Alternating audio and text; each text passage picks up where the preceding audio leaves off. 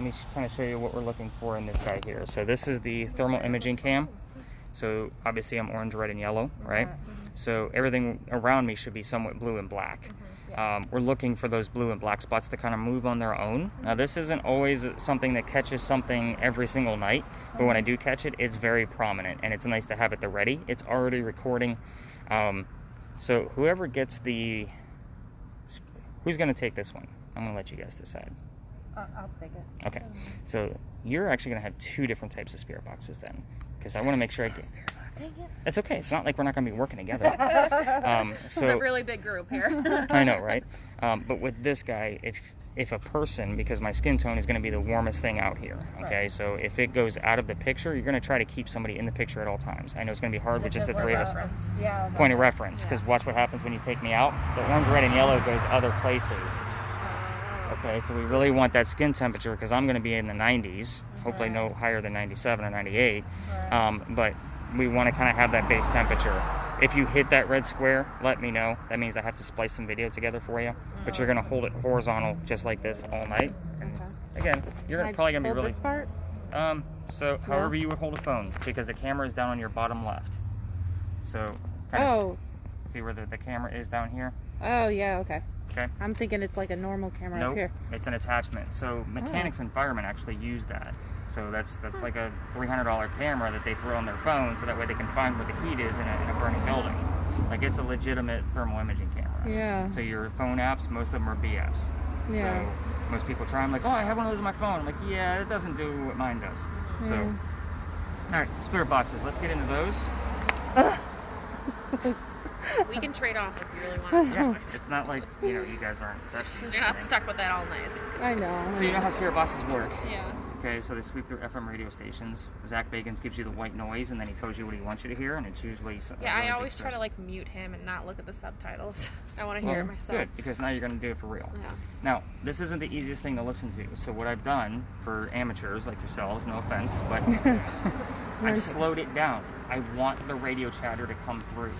The reason for that is because it's a 50-50 shot that it might be a piece of communication that they're trying to relay back to us. So it could be related to the location where we are, person I'm talking about, or something going on with one of us. Using that frequency to actually... Right. So think of it as Bumblebee from Transformers.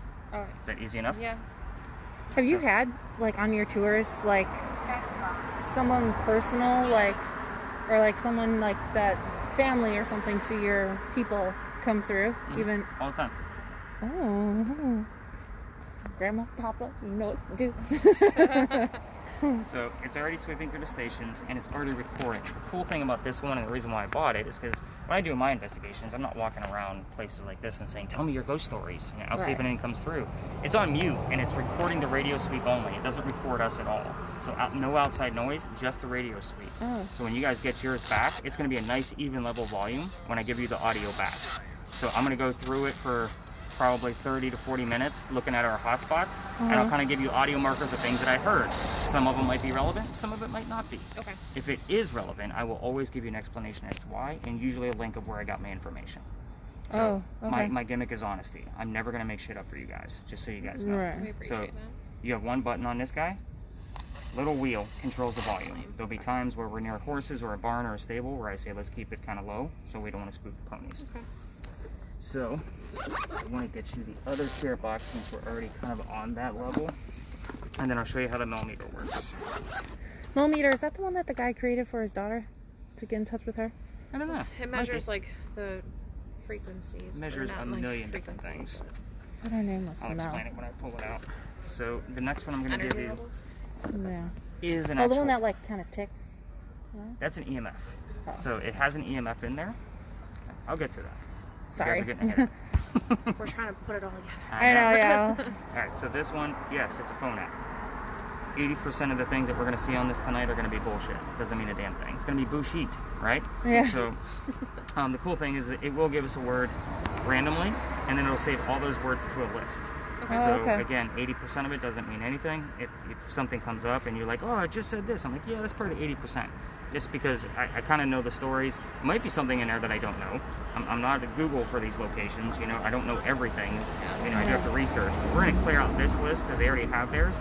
You're going to get the full list because at times sometimes you guys will have my contact info. So somebody will text me and say, hey, my cat's name is Radar. And it said Cat Radar. I don't know that about you. Right. So it may have been somebody that you brought with you. Yeah. So you don't need to do anything with this besides watch it. You can almost leave it in your pocket if you wanted to. You can use them together, however you want to go about using them. Okay. So we always mess with that Ghost Radar app. yeah, that one sucks. I'm sure it does. It's horrible. All right. But that was the one time I had my interesting story. The millimeter is super interesting. So, and the battery's running low on this because I was playing with it today. So it does 3 different functions. So first off, that small number at the bottom is going to give us an ambient temperature based on the yellow probe right here. So if you find something in there, we can literally find where that cold spot is coming from, like very quickly. I also have an infrared surface temperature thermometer in there, so I can kind of debunk things pretty quickly. The top number is EMF. So you guys were talking about those wavy lights, the K2 meters. I have one of those too, but when it's just the 4 of us, I'm just going to use this guy. So it kind of will give me the readout. I do know how to read the milligauss levels on it, so I'll kind of give you a gist of when we're excited about something. If something goes above 0.4, it's usually something's going on. I don't get excited with one piece of evidence. I need something in conjunction with it. So at the time that this is going off, I kind of like, oh, there might be something going on there, even though I'm telling a story. The third thing that it does is it has a REM pod built in. So a REM pod detects motion. Probably why the battery's drained, because the button was still plugged in. Yep, I may have to change the battery because it is not reading the REM pod at all. So in the event something does get close to it, creates an EMF field around it, and I can make it bigger or smaller. I usually make it small for the tours because we're moving. So if something gets relatively close, these lights will start to flash going across the top. So again, it's a weird device, and somebody has to be pretty tech savvy when I hand this off. I'm like, all right, he's my tech geek, because you're going to have 3 different functions. So, but I'll change the battery on our next location as I'm talking. I think that about covers, so you're going to get the full recording back there, that recording, the audio recording, the full list of words. This doesn't record anything, it's just nice to have it at ready as well. How do you see the words, this one? Yeah, so if you hit the calendar, it'll give you all the words that we've seen so far. You don't want to hit the red X's or clear export, it's always circle back. You got it, perfect. So, of course we start here for a reason. This place is haunted. I don't just bring you to some random uptown place. So, and actually I think this would be considered Midtown, so. This place used to be called Big John's. Big John was a football player for the 1947 Giants. I'm not a football fan, so I had to learn all this shit for you guys. I'm not a sports guy. I'm obviously the book nerd. So, and I have all kinds of ghost jokes going on in the bag here too. So if you guys are hip to Ghost Lives Matter, I got the Pac-Man ghost going on. Oh, that's awesome. I think somebody get offended by that one too. Really? You'd be surprised. This world's too sensitive right now. Way too sensitive. So, but anyway, so Big John, he used to sit in the back of the bar, and this was named after him, of course. He would tell the bartender if the cadets coming over from the Citadel, if they were old enough to drink or not, because he knew everybody. So one night, 2 guys come in, they're obviously not old enough to drink. He tells the bartender, get them out of here. So they leave, pretty pissed off. They come back the next night, and they try to steal the cash register from the front. That wasn't very cool. So Big John starts a big old bar fight right there. And, where was that? Bar fight. Sorry, this isn't scripted, it is memorized, I'll say that. So a couple of shots were fired, John gets hit in the neck, and the bullet ricochets and lands in the bowl. So John gets back up and he goes back to the bar. He tells the bartender, get me another beer, go get them guys an ambulance. Because he just pounded them into the floor, even though he's the one that got shot. Now, nobody died in this story. So what's haunting the place? Guesses? The bullet hole. It's still here. So Oh, that went through his... I thought it went into the dish. It ricocheted off his neck and went into the wall. Oh. So the theory is that that's holding energy? Right. Correct. So people that sit in the front of the bar where the bullet hole is, and I'll have to check because they are renovating the place. They may have filled it in. So I don't know if that's going to influence it or not. Because I do get EMF from the front of the window. But people that sit in the front, they get a little queasy, nauseous, headache. They're bringing the story up on purpose, which is another reason why we start here. You're going to be ghost hunting. So I don't know how paranormal activity, in the event we get any, is going to affect you. Please speak up if you feel any of those symptoms. Like, it's a big deal. It wouldn't be the first time that somebody passed out on my tour because it was just too much. I don't say that to scare you. I told you already this isn't a scary tour, but normally I have a nurse on board. Unless I pass out. Right? But the first time somebody did pass out, I was in CPR class the next day. Like, where I'm like, oh shit, like, this is going to be I'm CPR certified and Stop the Bleed certified. I do need to carry that little license with me just to prove it. But anyway, but let's get our minds off our own health, because that's never good. Nobody wants to hear that they're going to get sick up from my tour. 1886, we had a big earthquake. If you didn't know that already. Oh yeah. So it was a 7 point something. Like 7.3 on the Richter scale, because the Richter scale wasn't invented yet. But a piece of the mantling that's above your head broke off on the front of the building and apparently struck somebody in the head and killed them. The previous owner, I was kind of friends with him. He allowed me to start here. I don't know what this new guy's going to do yet. But he used to tell me he used to see like darkened shadows right here on East Bay Street after closing. This is also the same guy that used to get the bottles to rattle as he talked to Big John after closing. So, again, I don't have any proof. Just a great story to get your minds off your own health. Yeah. Let's go learn some more things about your devices. Let's go this way.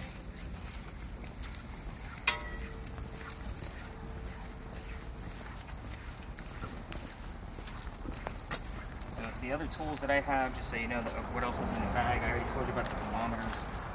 They do use laser grids. Laser grids allow us to see things that you can't see with the naked eye. I also have a full spectrum light, but I don't have the full spectrum camera yet, so that's on its way. Let's see what else do I have in there. K2 meter. And obviously a regular camera that will help with finding things in the grids. So that's usually how I use those. But Ghost Stop is my go-to for any kind of ghost hunting equipment. A, they're reasonably priced. They're in Florida, so they ship pretty quickly. Yeah. You'll see my affiliate links all over the website. But actually, the spirit box you're using, they made that. Like, that's their creation. Oh, I do have an SB7 as well, which is the very common spirit box that's used on TV. Usually, they're two-handed because you have to attach a speaker to it. Yeah. That's the reason I love that one so much, is because it's loud, if we need it to be. It has a built-in speaker, no extra attachments, it records. I love that thing. Like, that was probably my favorite one I have out of everything. So, where the hell are we? This is where I call the Big Red Barn. Obviously, it's a big red barn. It's like, it smells like horses. Yeah, there's horses inside. So let's go ahead and cut that off for just just keep it going, because it is recording. So the horses are inside. This is a barn where we keep horses that do carriage rides. Okay. The only history I have here is that this is the same red barn that held horses that delivered milk to Charleston. So whenever I'm telling you the history of a building, I'm always going to emphasize key words, so that way you can listen for them on your spirit boxes and hopefully something else pops up. We don't have any lasers, so I don't have to give that heated warning, but they don't like the white noise. So we want to kind of keep that spirit box at a stable level, just for us to hear, not them. Let's talk about spirit boxes for a minute, because you guys are big fans of the shows, I'm guessing. So this isn't TV. This isn't, is somebody here? Because if they say no, that means somebody's here. So we don't go to yes and no questions, because yes and no are too commonly mistaken from other words. That's slowed down. So if a real estate commercial comes on and the word houses comes up, you think you heard yes. So it's just way too common for especially what we do here. So we just stay away from yes and no altogether. At times I'll give you suggested questions like I'm about to for where we are. They're still closing up, it sounds like. They're a little late. But we're going to kind of go through, we can all agree that the barn is red, right? Nobody here's colorblind. I'm not offending anybody. I've done that before too. I offend a lot of people. Not to mention I don't have a religion. So when people come to me and want their Jesus talk with me, I'm like, yeah, that you need to stop. Like, that's not what this is. But anyway, so we're going to literally ask what color is the barn. And hopefully the color red's going to come through. Also keep in mind, the word red might not come through on a DJ or a song lyric or a commercial. So you might hear something that's specifically red. So fire truck, blood. Anything relating to it's specifically red. I've had the word apple show up here before. I know apples can vary in color, but we're thinking 1860s to 1920s. Apples, when you think of that, is generally red. You can also get digits from jersey numbers from the teammates of Big John here. I don't get excited when, like, say for example, if you hear, come to my art class, and then call us at 844. So far I have 44 in art. Art Faircloth was number 44. I only say that because he's come through here before. He played with Big John in 1948. So again, it's those clues where I'm like, okay, that one's really cool, but I do need something else to kind of go along with it to prove like it's legitimate. I'm not going to just get excited about, oh, there was a Jersey 44 that played with John. I want his name. I want something else about him. Right. I had third round come up before. That was actually just a few nights ago. Third round was the round that John was picked for his draft. Like, you can't make this shit up. So that's very specific. So in the event you don't get an answer after what color is the barn, 2, 3, 4 tries, you're going to try what's inside the barn. Then you just opened it up. This is where we put the clues together again. We got animals. They're draft horses. They were delivery horses for milk and eggs. So protein and calcium also relate to that as well, which we've had in the past. But anything relating to horses, you know, stable, hay, stable boy, you know, anything like that, that's what's inside the barn. They're going off their time period. We also don't want to use, please tell my spirit box. They have no friggin' clue what the hell a spirit box is. Those stupid Ghost Adventure teams, get close to my millimeter. They don't have a fucking clue what that is. So it's always simple terms. Yeah. Black box with red light. My millimeter, it's the black box with the metal stick. Like, it's like, because we're going to be talking to some folks from the 1700s, so they have no idea what that stuff is. If you give them the color of the light of your device, boom, we got it. So we already talked about keeping somebody in view on that. At our next location, I'll kind of give you some evidence, because I do want to get this millimeter battery swapped out, and it's on a screwdriver, so it's going to take me a minute. But what I want you guys to do here is to kind of start experimenting with what your devices do. And here, this is a great spot for you as well, because you have metal, you have asphalt, you have brick, you have foliage, you have wood, you have all kinds of different material to kind of see how everything fluctuates inside the camera. So, I'm going to change, well, we can walk and I can change this out. Because I always carry extra batteries with me anyway. You know, that whole battery drainage thing, like that's for real. That's a real thing. So when batteries start draining, I believe that. so I've had cameras die on me. I've had batteries literally drain after I just changed them. My grid light, like that. How many spare batteries do you end up bringing? I bring a full set for everything. So most of the devices they actually charge. But the other half, like I have to carry a stack of batteries around, and I keep a full case. Like I have this big black box that's custom cut for batteries. It's full all the time. My wife works for Best Buy. That's her day job. So we get a pretty big discount on batteries. That's handy. So I just stock up. And then my mother-in-law sells Tupperware, so I get all these cool little doodads. So I carry one of these. Like, this is also a flashlight, but it's also a screwdriver. It has every type of screwdriver on there. Oh my gosh, So that's awesome. Not to mention it's green, which is the color of my logo. So she's like, you had to have this. I'm like, okay. She's like, it's going to be real handy on your tours, I bet. I see a lot of similarities to mine. No sports, green. Yeah, right.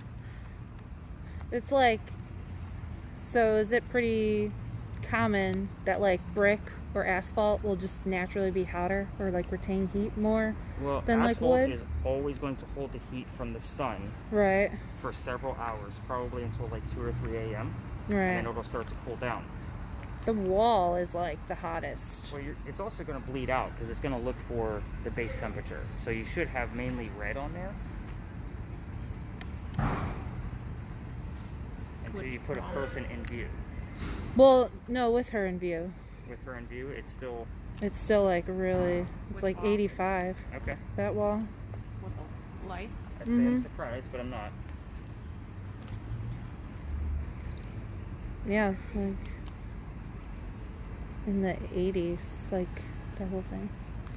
So what temperature am I? Oh, well, your head is like 96. That thing was great for checking people's temperatures. Your body is when 80. the whole COVID thing started back up again. And then the wall is 80. The wall is 83. You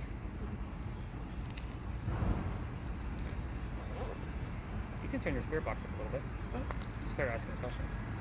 See what we got going on here. And with just the three of us, we're not going to separate. So What is that? Is that Big John's, the back of it? this, Big John's, the back of it is actually in front of this building. Oh, okay. Because on the other side of that wall is the bike taxi place. Okay. What color is the barn?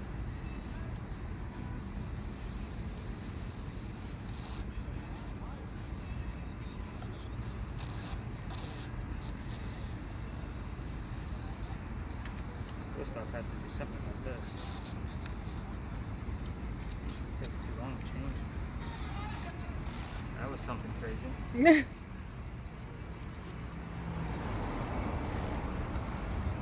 How long do you typically wait between questions? Between 15, 20 seconds. It's usually, I mean, and you have to remember the answer might not come up right away. It might come up when we're at the next location. Happens all the time. At times when I'm here, especially here, I'll get things that were.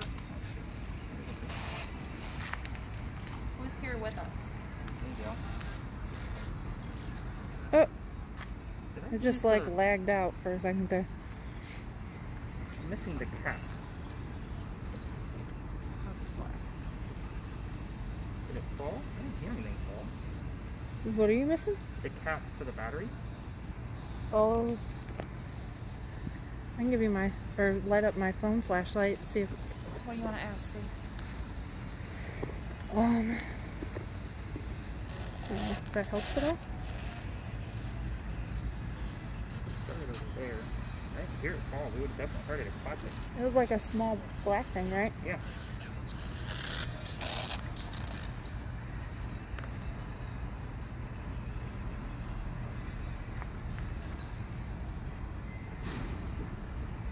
What's by the wall making it hot?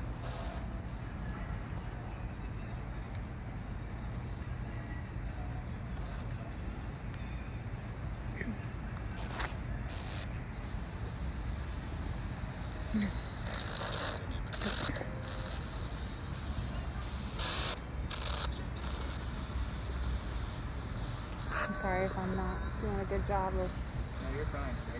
I don't think it fell. I would have heard it. Just see what's on about it.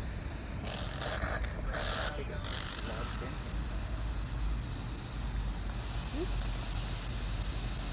Personal injury. Personal something. Should we ask it something personal? I can't think of any questions right now. It's in my pocket.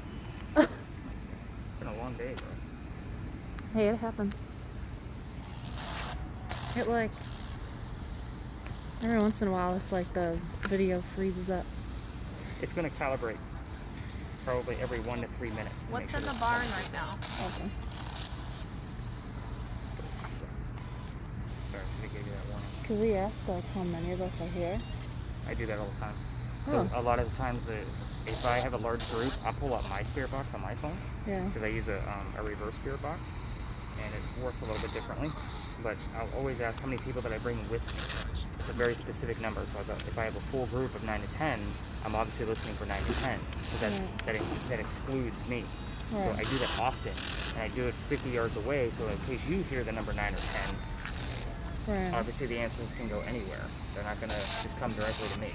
Right.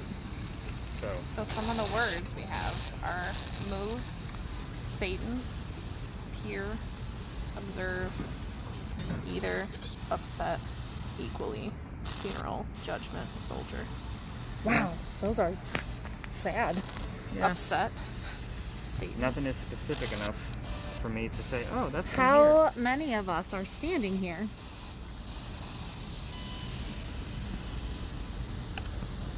Alright, it's gonna flash. So, the REM pod, have you ever seen one of these used? Is that where they like kind of sit in motion? Yeah. So the closer I get, the higher they're gonna go. Oh, So if okay. it's touching it, it's obviously gonna go straight to red. So I don't always leave this on because it's really annoying on your audio. Where do you want us to move?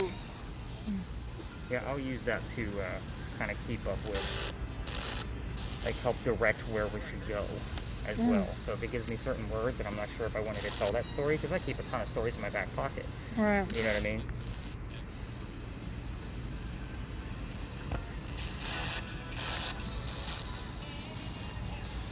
Play some music. Sometimes it's a song lyric that they use, and it makes sense. Oh yeah. If a song comes up about a bar fight and we're standing next to Big John, What is it? That sounds like bitch. it did sound like this. Damn. No, it was bitch, not damn. Alright, let's go learn some real history. What do you think? You guys get the gist of this stuff. What are you mad about?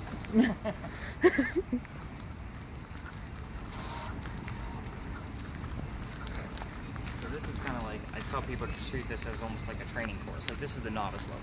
Yeah. When I have 10 people, I walk around with each person for a few minutes. Oh, okay. So that way I can show them more tactics about what their devices actually do. Right.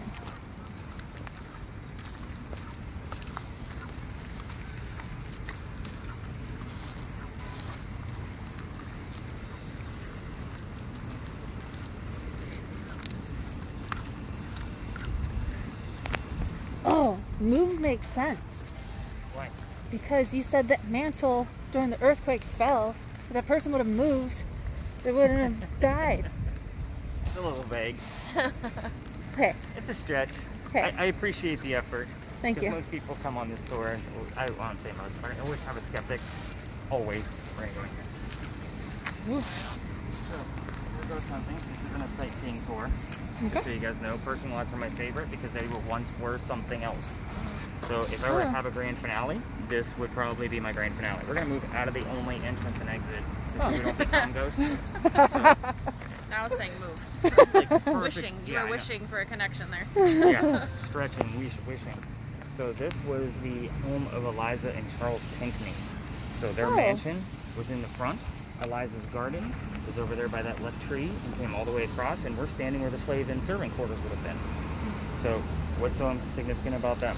And what are we going to be doing here? So Eliza and Charles had a son named Charles. So there's the second one. They also had a nephew named Charles. There's the third Charles. The son and the nephew, signers of the Constitution. Pretty big deal for Charleston, but I don't give a shit about politics, and nobody wants to talk about politics after an election year. Right. So Eliza, and this is a place where I'm not going to give you the answers like what color is George Washington's white horse kind of thing with the red barn that we just did. This is a little bit more, you're going to get the answers out of your spirit boxes. So I'm going to give you questions at the end that you can ask. Hopefully you use those, or it inspires you to do something else. So you guys, I can help, but you guys seem to be, like, some people are a little shy around the teacher. Like, that's why I send them off, like, go have fun with it, because they're more comfortable asking questions when I'm not there. But anyway, Eliza married Charles at a young age. I'm not going to tell you how old she was. There was a big age gap between them as well. So she did that because her father thought he was dying. He lived in England, and he wanted all of his kids home. She lived here. So she got married, and it didn't give her citizenship because this was mid-colonial times, so like mid-1700s. It just said, hey, Dad, I'm not going anywhere. She was right. He didn't die. So he sends over some wedding gifts to kind of apologize. One of those gifts happened to be the plant indigo. So you live here, right? Yeah. So you've probably seen the word indigo a few times. Right. And This- Pinckney. It all started right here. So indigo, I shouldn't say it started right here. It actually came from our Gullah culture. The Gullah culture already knew how to keep We it just went cultivated. to Dufusky. Yeah. Dufusky Island. The Fusky. And saw like the indigo plants and the Sea Island cotton. That's pretty cool. Yeah. So you guys already know all about indigo then. Well, I mean, just more that it was a big crop and that it That was there. helps dye Yeah. blues Yeah, and it was purples. the Right. Yeah. Well, we still use it. I mean, you're wearing it right now. Blue jeans. Yeah. So I usually give the reference that that's what we used in the Civil War. So the North wore obviously navy, and we wore gray. The gray is just less indigo. So it was originally white because it was cotton at one point. They just used less indigo in there for their uniforms because the blue was already being used up north. But the whole story here is that she had to learn from her slaves how to cultivate it, and her obviously not so warm temperatures all the time. And then once she was done experimenting with it here, she moved it to Sneed Farm over in Mount Pleasant. And that's where it became a huge cash crop because the rice plantations were going downhill, which she already knew that. But she called her dad up and said, hey, I need to sell this stuff. Give me some contacts. So she was able to sell it overseas. It's also where the term royal blue comes from because it was expensive. So only the royals were wearing it over in Europe.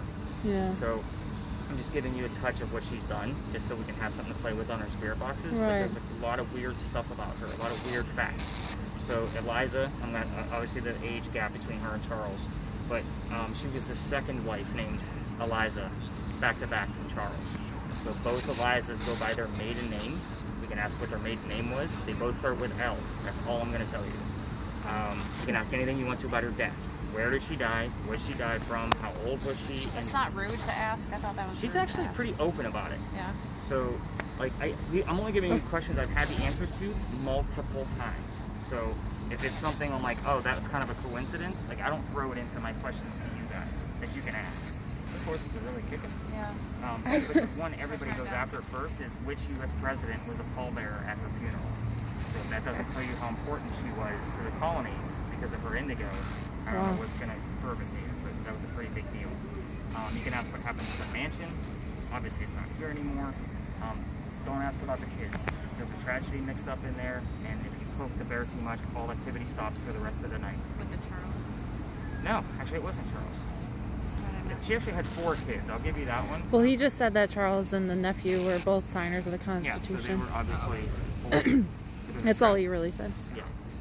And I don't touch on the kids much just so people aren't, like, curious. Like, Right. What happened with the tragedy that Nick mentioned? It's like, damn it, don't do that shit.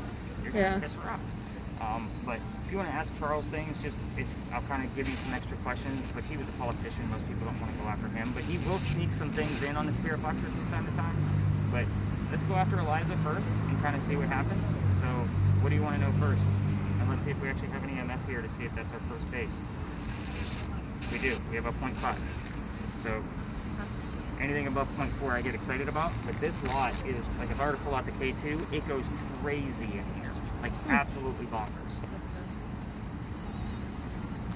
What was your maiden name, Liza?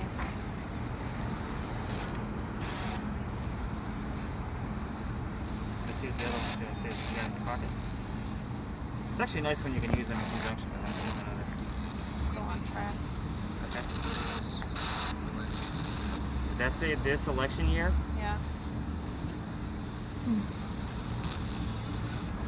So, It's almost like they're repeating what I just said. yeah. Sound intense. Now my EMF just went down to 0. It's hovering about 0.1, 0.2. So let's find another hotter spot. What happened here, man?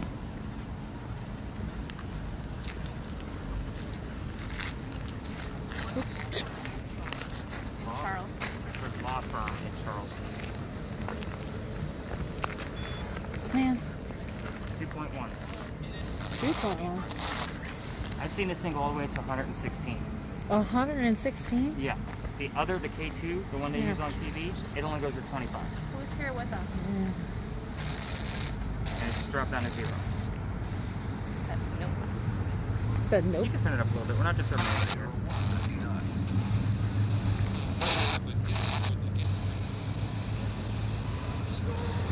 I thought it said Nick, like, for a little early. My name comes up here a lot. It's almost like a hello, like they're welcoming me in. Liza, do you want to tell us how many people I brought with me?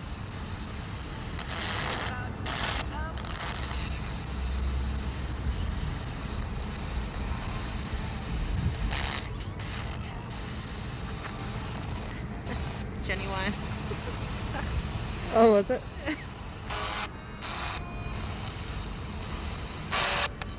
While we're listening What to did that, we come here for? I'll show you some What evidence brought me of what I caught with to that. Hilton Head?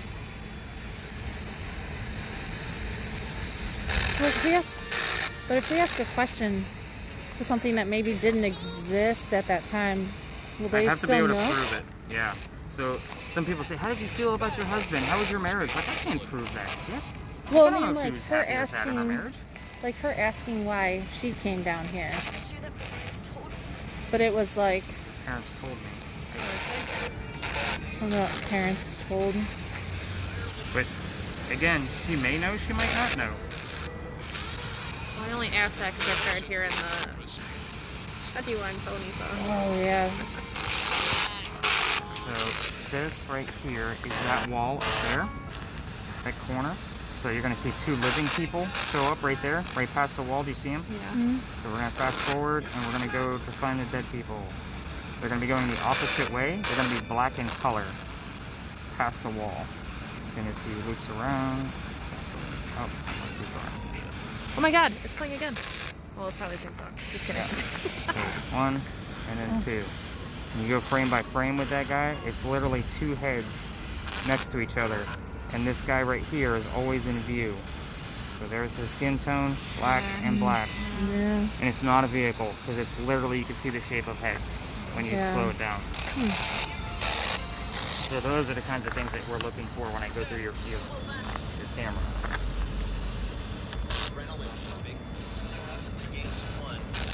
Nate.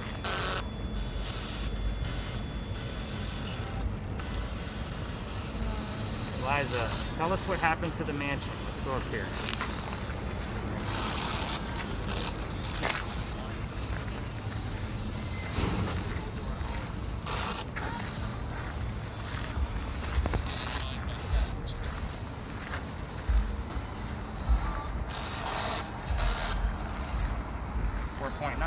Down to 0.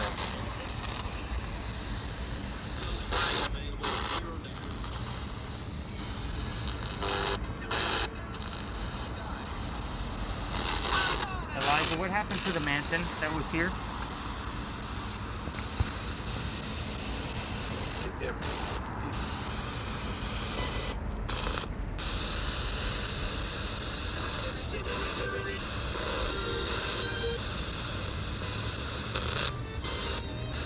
This thing is just jumping all over the place. And they've never done an archaeological dig here, so there's no wiring underneath. I didn't bring it to the corner on purpose. As far as what this does, it's a matter of this is what I know what happened to the mansion. Weekdays at Great Eastern.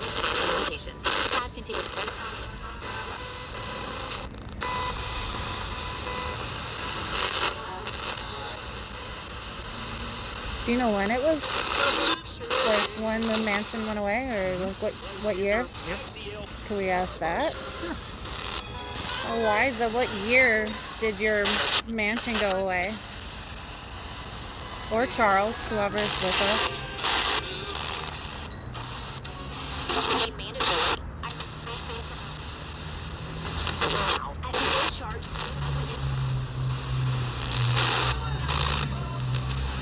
Eliza, it's a weekday for us. It's not very busy down here. Yeah. Give us some answers. You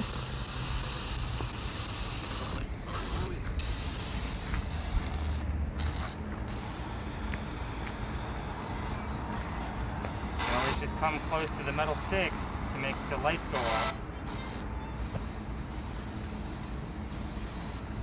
And we'll always demonstrate too. So if I'm talking about a specific, like, hey, why don't you tell us this box with the red light, I'll hold the point, come close to the metal stick, I'll demonstrate, you know, kind of show them like what to do. Charles, what did you sign?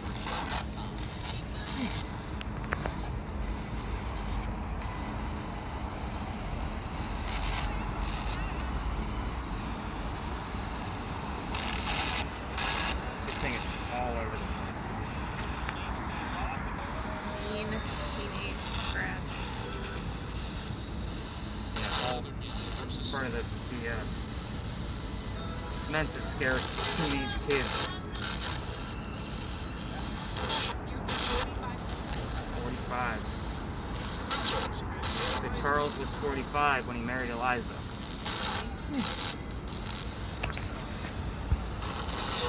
Ooh, how old was Eliza when you got married? Eliza, how old were you when you got married?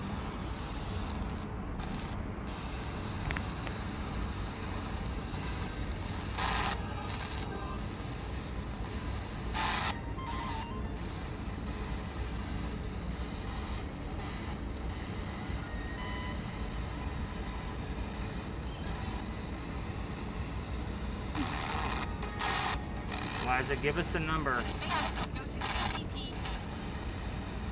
what age you were when you got married.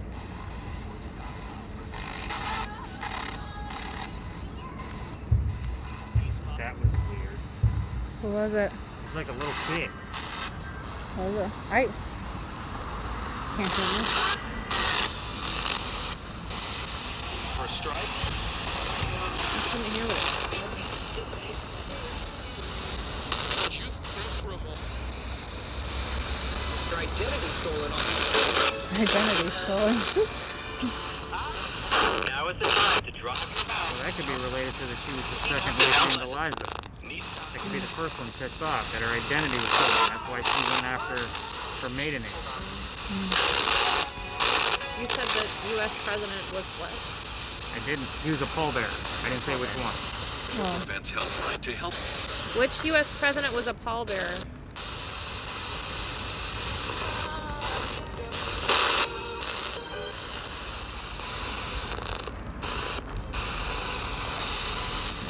Do you know the names of the slaves that helped her? Unfortunately not. There's no record.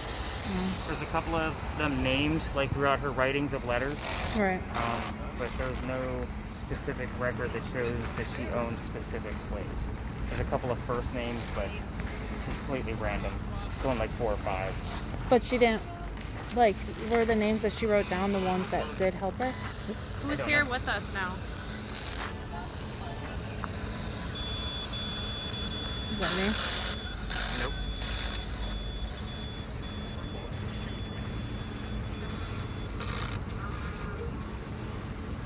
That's a good sign.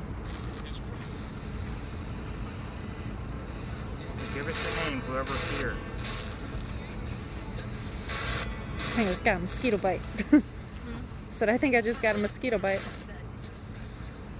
Yeah, there's some days in the summer I still wear pants down here because if it's wet, forget it. My ankles are fit up. What is your name? I'm sure the gnats are bad too. 11.4 down to 0.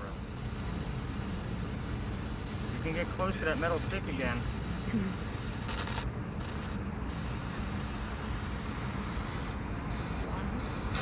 This is recording, There's right? your answer. Which president? First. George Washington? Washington. Bingo. He seemed like such a... Okay, step away from it now.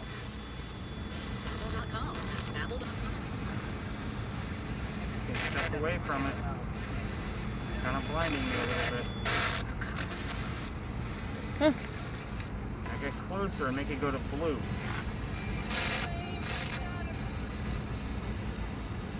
.2.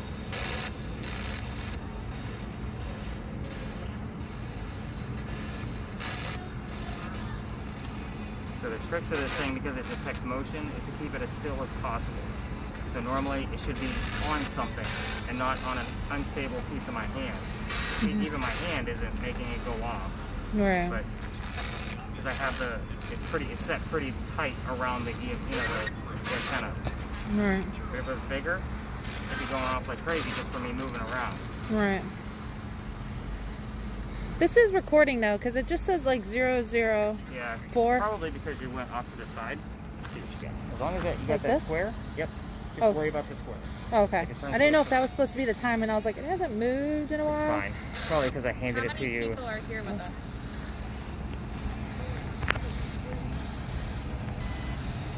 Oops.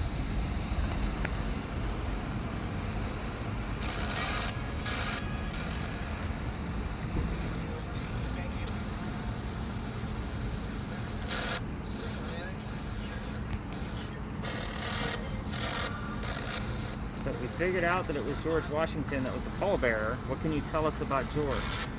Give us something we would recognize. Went down to 0. We say, what river did he cross? Well, normally I'll get the word wood. I'll get apple. I've gotten for- Martha here before. Oh, really? So, again, those are all facts. He had wooden teeth. He lived on an apple farm. Martha was his wife. You know what I mean? Like, we get all of those things here. What about like, or even like, where was his home located? Is that like, If it came up with the state, I would be yeah, pretty impressed with that, especially if I had something else tying it to George Washington. right? And that was a fact I didn't even know. Like, it wasn't in my history books. George Washington came up on your Red Spirit box twice in 1 week. I'm like, there's got to be a tie there because it happened in the same location. A lot of Google research verified that he was indeed a pallbearer. Just last week, I had another EVP that came through that said Denzel Washington when somebody said, who is the president? So who the hell's talking about Denzel Washington on the radio? Why would we hear Washington? I mean, it's not like he's got a new movie out. You know what I mean? So it's slowed down, so it's going to pick up words before and after. Yeah. So at times, come to my art class, I'm United. going to take the word, I'm going to take the word art out of that. United Association. United Association what? Peace. Oh, he said feast. Or he's hungry. Well, what would be weird about that is when he came through town, which he was here for like 11 days, I think it was, most of his meals were spent with the Pinkies. Oh, really? He knew them pretty well. Alright, You guys ready for the answers? Because I'm not getting much else here. Like, I'm pretty excited about some of the little things we have. I'm going to shut that guy off. So, Eliza died at the age of 70 from breast cancer that we know of. Because we're going based off her medical records. That was in 1793. We didn't even know what the hell breast cancer was yet. So that was in Philadelphia. And that's also where she's buried. So a lot of people ask me all the time, what cemeteries are we going to? I'm like, well, first off, if you were dead, are you going to hang out where you're buried? Probably not. You're going to go to places that you love. Yeah.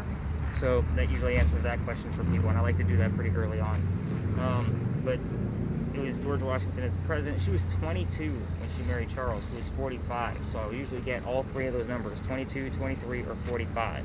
We did hear 45 pretty plain and clear, which kind of leads me to believe that Charles was here at some point, so I'll have to really dive into the spirit boxes to see what came out of it. Again, he likes to give me clues, like he's here, so the word October will show up twice among the spirit boxes, and he was born in October and died in October, so it makes sense when it comes up twice here, which happens quite often. I'd say about once a month. That's often for me. The mansion burned down in 1861, which would have been almost 70 years after Eliza's death. The house was still within the family, and it was one of our great fires. So when you're on tours, if you do any more, they all talk about a great fire of some kind. We've had dozens based on your location. It just means that it took out a large part of the city. So this one in particular took out from the peninsula coast all the way to the other peninsula coast. So the building was just in the way. So this would have been one of the first buildings to burn down. Unfortunately, the only pictures we have of the mansion was after the fire. Yeah. There was a description from her daughter Harriet in letters that she wrote, and I think it was actually a book, but it was taken from a description of one of the family friends that described the whole house. So the reason why that's relevant to me is because the wife and I, we want to have a Stories in a Cemetery shop where I sell ghost hunting equipment, books on the paranormal, and upstairs is a haunted hotel. Like, that's the 5-year plan. You know, this would be a primo location for me because I would rebuild the Pinckney Mansion, do an archaeological dig like it should be, have the artifacts inside the museum portion part of the store, and then the haunted hotel above where people can try to contact the Pinckneys. So it's an interesting concept, but I need about 20 million, which I just don't have right now. You know, Working on it. Yeah, I am working on it. It's going to be a crowdfunding thing for sure, if I can actually get the land. But this is an interesting plot, always, but I'd probably have to buy both of them just so I can have parking and all of that stuff. So at this point, we are going to walk up to Lodge Alley. So that's about 4 blocks away. I don't usually pay attention to EMF meters along the way because the parking meters make everything go off. But if you want to listen to your spirit box along the way, you can. You're listening for names, but with just the 3 of us, we're all probably going to be chatting about something. And I'll explain what names I'm looking for once we get to Lodge Alley and why. And you'll see why once we get there. It's a pretty interesting place. Have you ever been to Lodge Alley? Lodge Alley. No. Okay. It's normally for tourist reasons. You know, people passing through, they want to see cobblestones on something like this. So, of course, it's old clay bricks, which they call cobblestones. But let's go check out Lodge Alley, see what we can capture up there. Anything else come up on your list?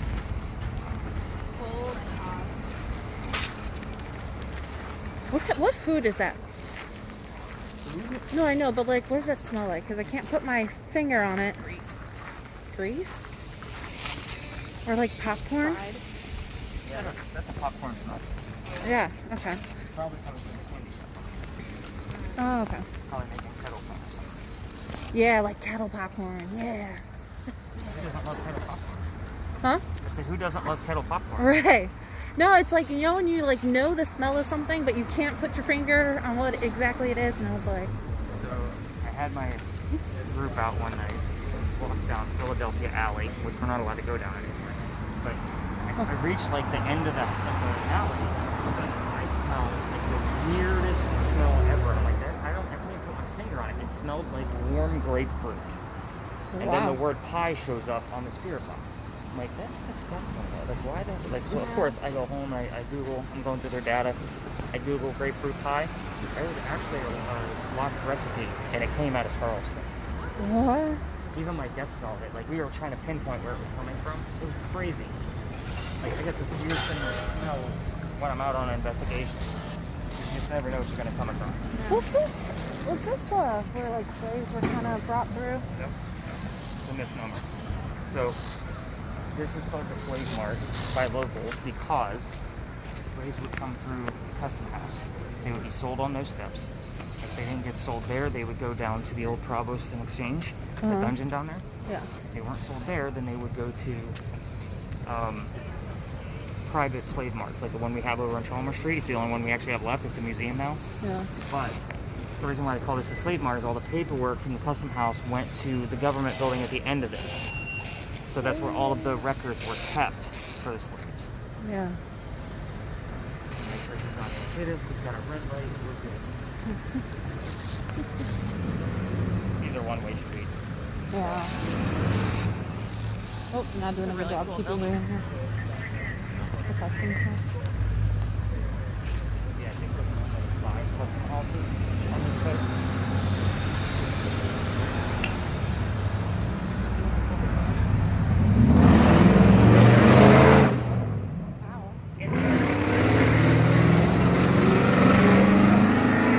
Tess, this Max place is the Chicago bar.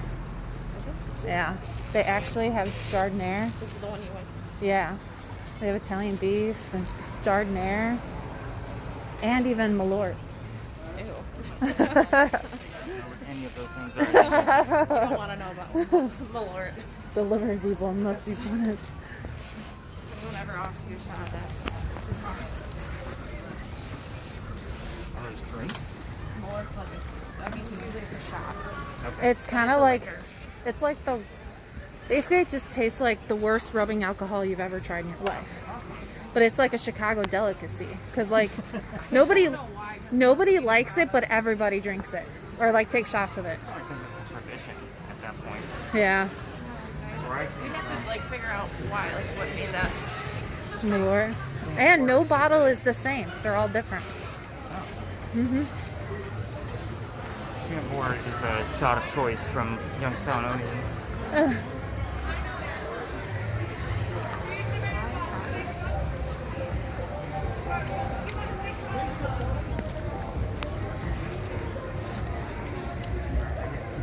Try to contact me through Facebook while I'm out on a tour. Do you have any room left? I'm like, it's 10 o'clock. I started an hour ago.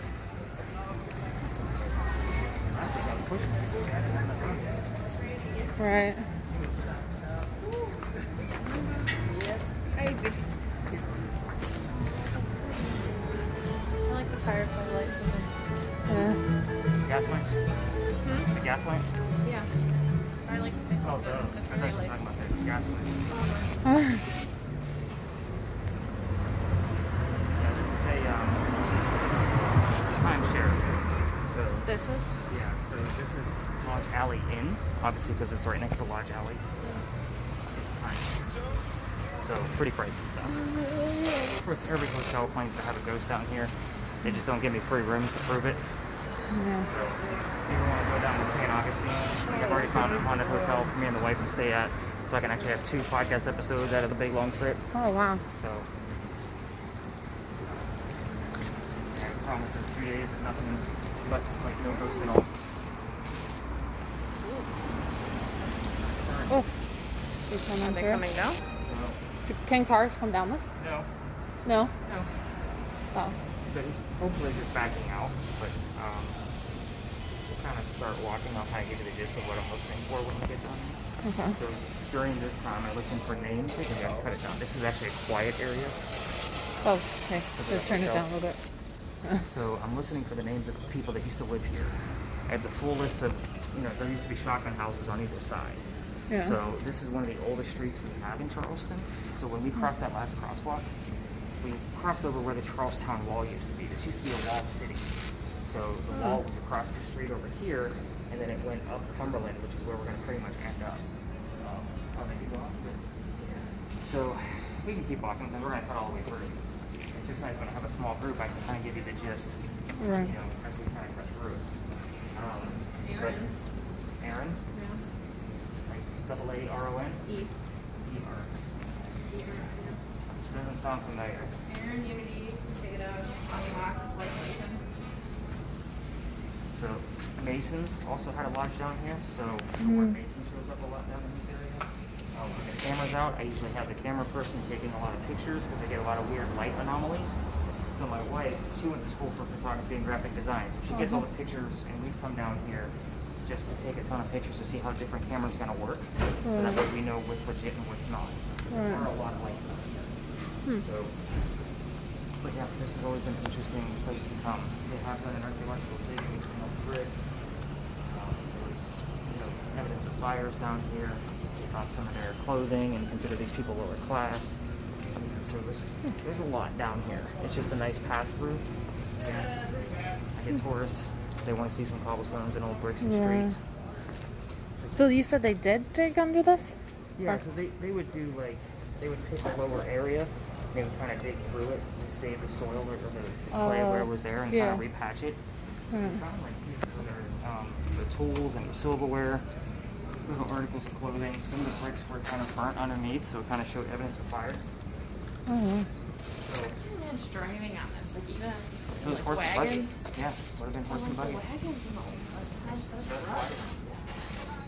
Of course, these were probably a lot flatter. Charleston was flooded. And these bricks are pretty old. Some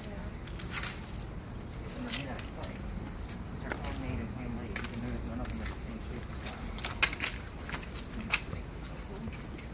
So as we cut through here, this is a neighborhood where tour guides aren't allowed to be tour guides. So we're just going to be three friends cutting through. Just so you guys know. Should I turn off like the sound? You should be okay at that level. But you can always find where you're at downtown. You can find St. Philip's. St. Philip's is 3 blocks in from the East Coast.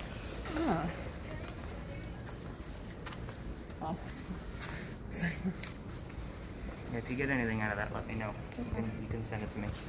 It's not like you guys don't have my phone. People like email me like tons of pictures they took on my big phones.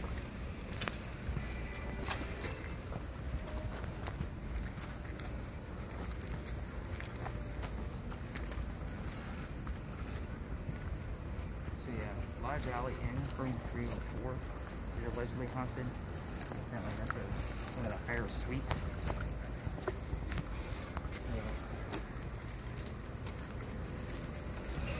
I'm sure I'll drop $200 or $300 to stay a night there. So are these ever like single at the bottom? Yeah. That's so cool. Yep. So there's a building, Horsing at night. the Wagner building on East Bay Street, which is where I used to end my tours. But you can see, because it was a cotton warehouse, like in the back, there's giant doorways for the horse and buggies that come through. So that's a really cool building. I used to get a lot of activity there.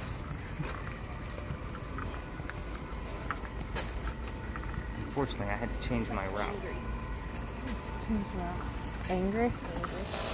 I feel like I've been angry all night.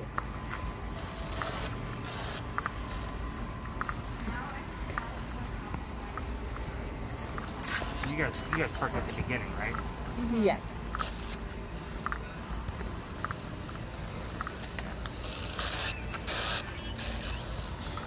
I tried to make this a circle. It's impossible. Can't do it. Not when you're doing what we do. So this is where the Charlestown Wall came up. So this street obviously wasn't here. There was a wall. So it'll make much more sense when I'm explaining all the other stories. And then, there's a lot of legends and lore, which is what we're going to hit on. But this alley coming up, if you want to take some photos going down the alley, I can't take you down there, but I'm going to tell you the story and kind of give you the gist of you guys can go down there on your own. Obviously, the owner of the mansion at the end is going to recognize me because I'm the one that pissed him off, so nobody can go down. So, but that is the pretty spot we have in Charleston, day or night. We're going to have especially. But yeah, there's this beautiful light. When I was investigating this, I came down here with my Oh, it dog. smells amazing. That's the honeysuckle. It's honeysuckle in there. Oh. It's a lot of, and I always have to be careful with bees and all that stuff. Right, like would not take a picture. It's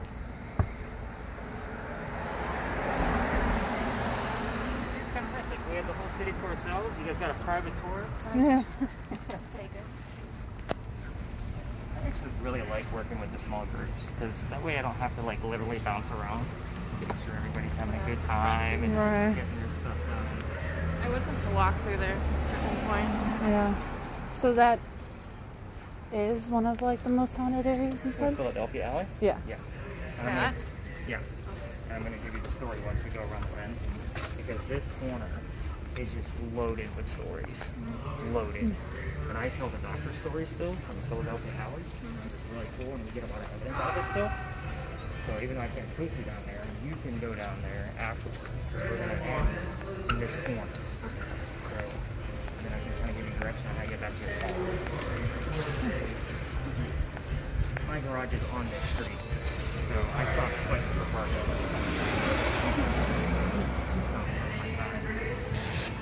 And then trying to find parking takes 10 to 15 minutes, and I'm running late getting through.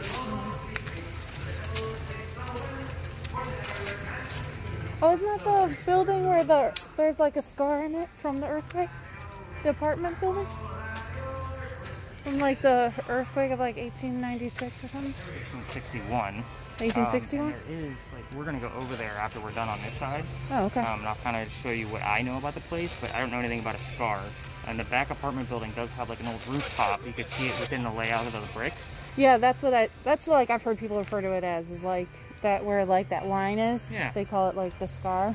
That's what I They're heard. just laid that way because it wasn't like above that, so that was an old roof line. Oh, it You'll see wasn't it even when we from get the there. earthquake? No, Oh. not to my knowledge.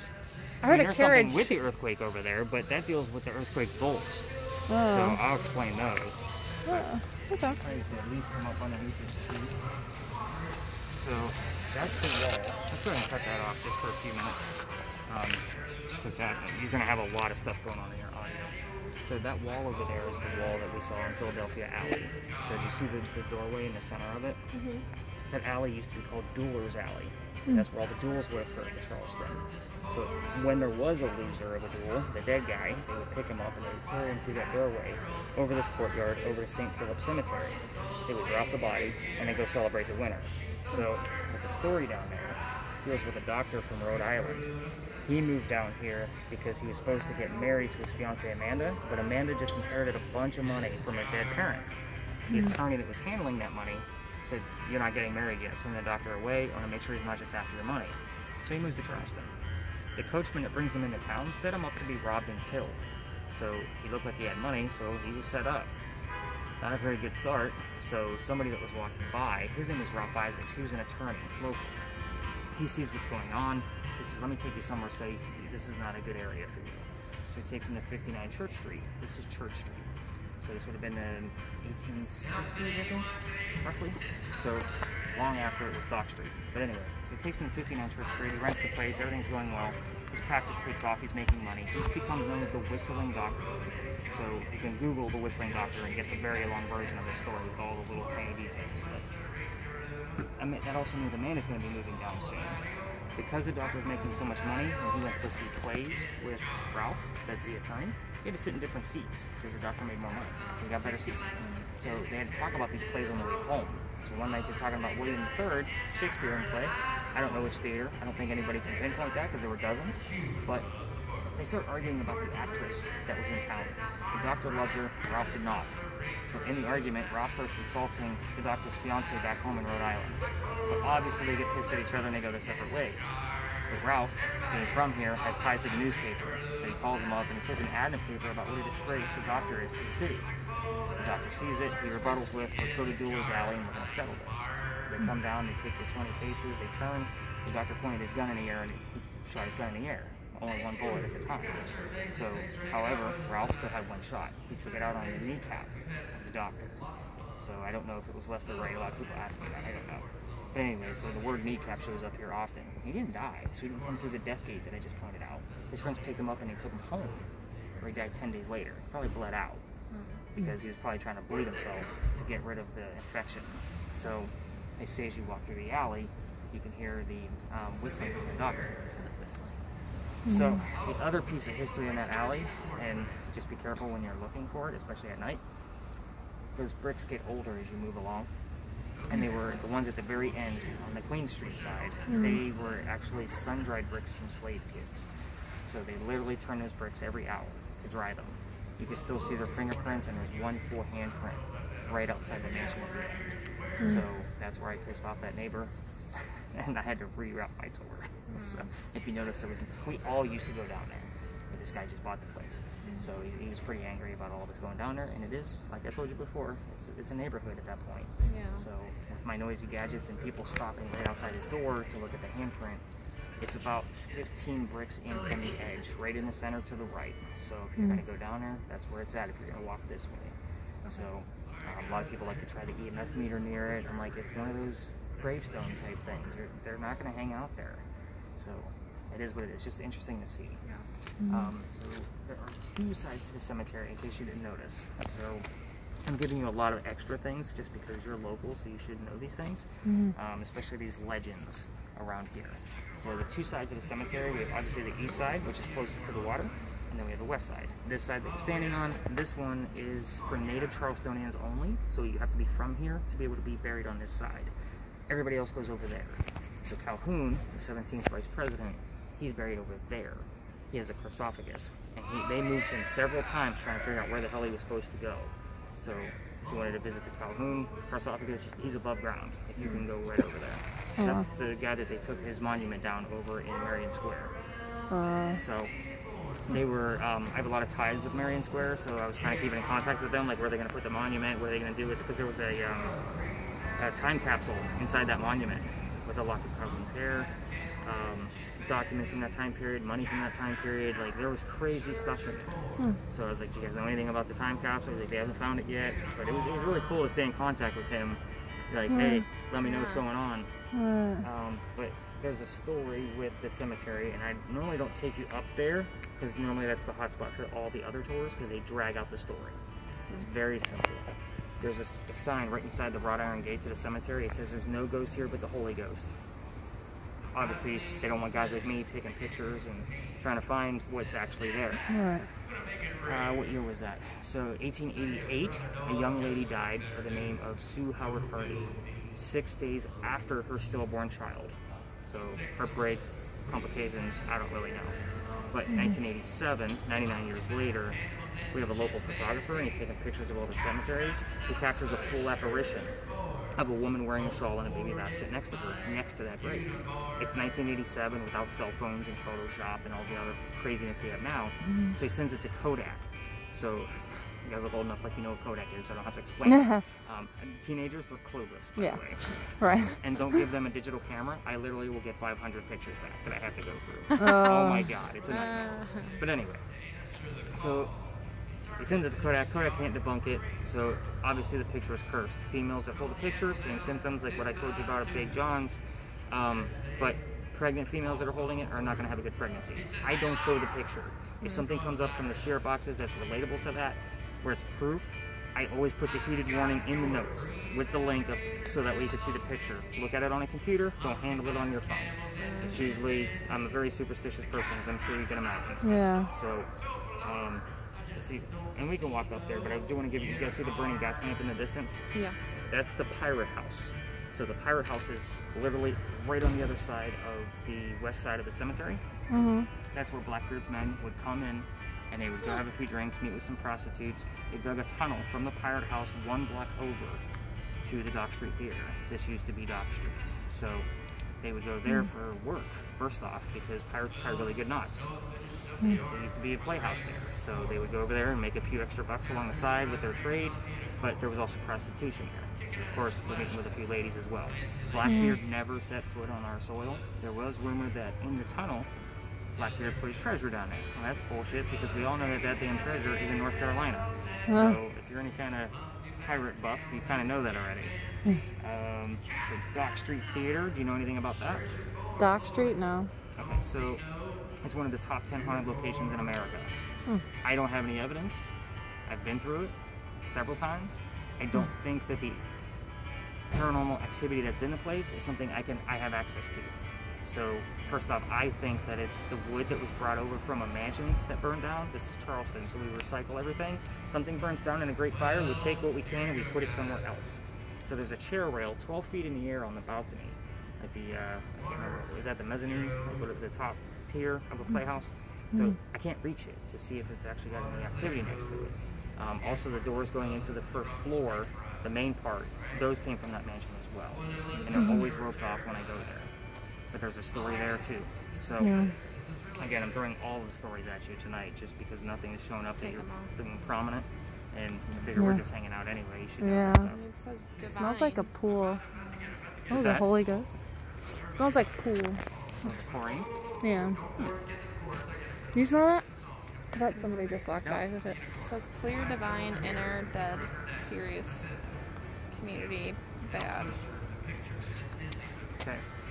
So, trying to keep the ladies' stories all straight over here because Sue Howard Hardy is one of the ladies, but the other story ties Nettie Dickerson to the church and Dock Street Theater. So, first off, Dock Street Theater was a playhouse called Planters. Also had prostitution, like I said. Then it turned into Dock Street Theater, and then we renovated it and kept the same name. So it was closed down for a period of time, then they reopened it back up in like the 1930s. And then we renovated it again in the early 2000s. So there's a quick history of the building, but Nettie Dickerson, this was during the time of Planters Hotel. She worked at the church. She was past the marrying age of 17. Nobody wanted her. So she was a pretty lonely gal. So she came to the church, she got herself a job. She's seen all the prostitution going on down at Planters. So she decides to go out and buy a beautiful red dress. She's going to go get herself a job. She wants to feel wanted. So she does that. She's the best loved girl in the whole place, but it's still not what she was hoping for. So she used to go out to the second story balcony and kind of ponder about coming back to the church. So the priest sees her out there one night while she's doing this, and he goes down there to talk to her. Well, the storm rolls in, and lightning strikes the wrought iron banister that she's leaned on, so it obviously killed her. But they say you could see her ghost, first off, in color, which is odd because the red dress is pretty prominent. And second, from the knees up only. So from the renovation, we raised the first floor ceiling. So she's walking on the second floor that she knows. So it took a nerd like me to figure out the history of the building to know, like, we raised that first floor ceiling by a good 1.5 feet, so you can only see her from the knees up. It wasn't just a really short ghost without a bottom of her dress. It was, she's walking on the floor that she knows. So again, just That weird makes so much paradigms sense. there. And where was this playhouse? So it's literally 1 block away from that house with the gas lamp. So going up that way. It's on the corner of Queen Street and Church.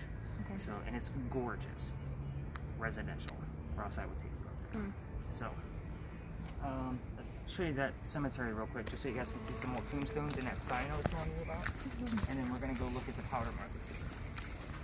So yeah, you guys are getting all my stories tonight. Woohoo! Yeah. Good. And there's no other tours out. I must be the tool guy. Normally This this whole church is corner so is usually pretty. littered. Yeah. with Have you tours. ever seen this yesterday? This church? I mean, I've seen the church, yeah. So here's the sign. So they literally don't, and there's a light. I'm sure you guys can see the light there off to the left. That's so it distorts the pictures of people trying to capture any more evidence. So my cameras, that thing doesn't really influence me because we have thermal imaging, and my other camera will still kind of cut right through it because I don't have any flash on it. If you have a flash against a flash, you're going to get a very bright picture where you can't see anything. But I also use my grids in here because you can point your grids in there and take a bunch of pictures to see if anything's going to be out of shape, which is really cool if you kind of capture some shadows. See, This is an Anglican church? Something really cool now, though. It doesn't use a flash, but you like hold it for a second and actually Capture some extra light.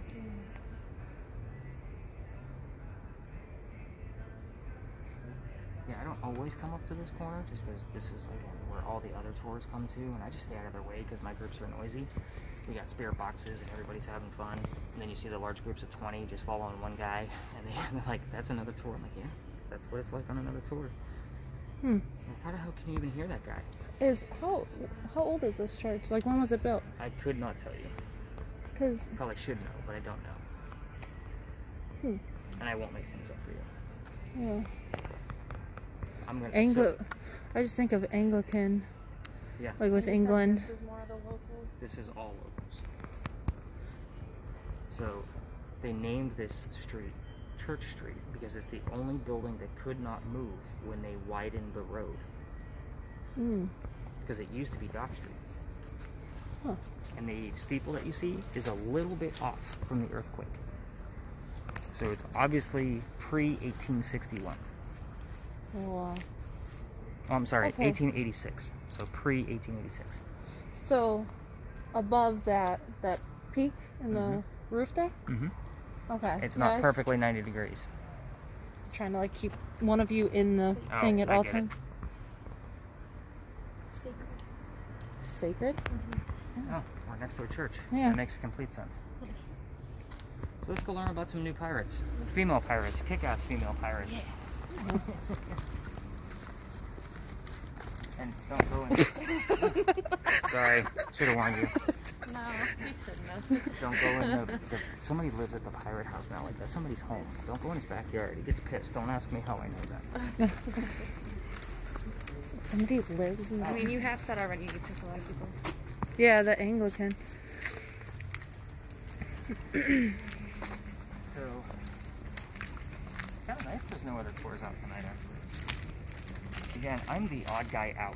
So most of the tour companies down here are bigger corporations, kind of whatever. They make those big, large groups, and I'm relatively new on the scene. So I've only been doing this for 2 years. These guys have been doing it for like 20 or 30. So again, with us trying to fact find the way that I go about doing things, I don't have a license. So because you don't need a license anymore, they changed the laws. Yeah. So with that said, these guys kind of like look down on me a little bit because I don't have a license and I didn't go through all the crazy history that they had to go through. I've read the manual. I just never took the test. Right. So I still use the manual as references for you guys. Yeah. So, but anyway, let's talk about the powder magazine, and then we'll kind of look at that those brick layers. Is it normally crowded during the weekdays with the tourist stuff? It depends. So summertime, we're fighting for spots. So I usually like to come to this side as kind of a test because I've had some people get dizzy over here at times. So it's almost like that headache piece that I told you about. Yeah. Because we're next to the old cemetery. So I didn't say anything when you were talking at the well, I was just thinking about this. Well, no, because like you were talking at the barn and I was obviously like listening to you, and like my like vision went blurry, if that makes sense. Like Sure. I kind of couldn't focus in on you for a minute, and then I kind of like it took me a minute to. About passing out. No, I don't know. I never passed out before, but like it was just weird. Like I couldn't. I will tell you, focus. before I met up with you guys, like I thought I saw something moving in my garage.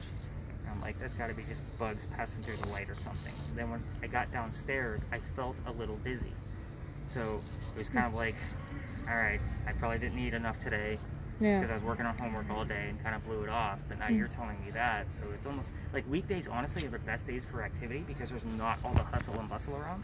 Right. So it's way easier to capture things. So I can't wait to kind of go through because weekdays, like Tuesday, Wednesday, Thursday, those are my best days. Friday, Saturday, Sunday, not so much.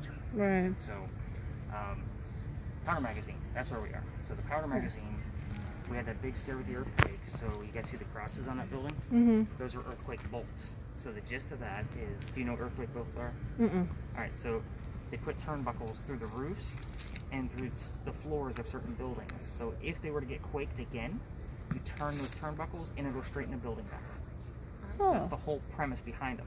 The interesting thing about the ones on the Powder Magazine is those are the first ones that we put in Charleston. So they're very crude. Like when we get close, you'll see like they're not even touching the building anymore. Like the bars are cut uneven. Yeah, they're very weird. So this Powder Magazine is also in the corners of the Charlestown wall. So it was literally tucked right in the corner on purpose because it held the gunpowder for all the different wars that it served in. There were 7 of them. So if it were to get attacked from the water, the cannonball comes up. It's not going to go through the 35-inch thick walls, but in the event that it does, there's sand in the roof. And the gist of that is if it explodes the gunpowder inside the building, the sand blows up and then falls to put out the fire to save the building. And save whatever, obviously, what else is around it. But that's a false misnomer, kind of like the slave market we just talked about. Yeah. We had another one of these down by the battery because it's much closer to the water. It got attacked, the sand went up, but was unable to put out the fires, and the whole building burned to the ground. So, during the time that this was being built, this was 1703 to 1713. It's the oldest government building on the East Coast, by the way. So, not to mention in Charleston. Right. It's not our oldest building, oldest government building. Because we have houses that are older than this. But during that time frame, 1708, 1709, a young lady moved to town from Ireland with her dad and his mistress.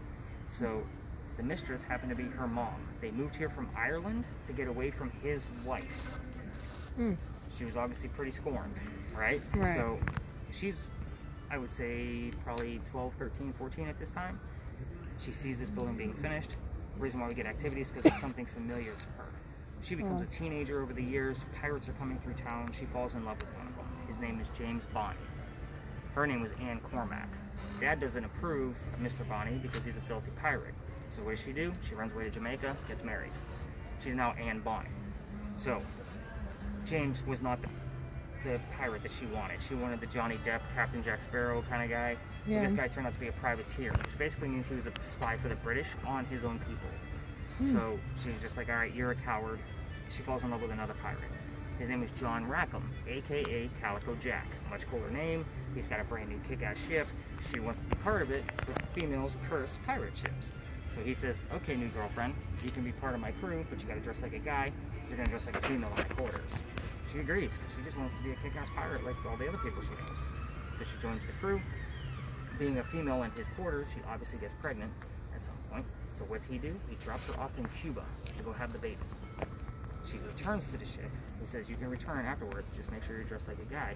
But she returns without a baby, for one. And second, she don't give a damn about hiding her gender anymore. She's dressed like a female.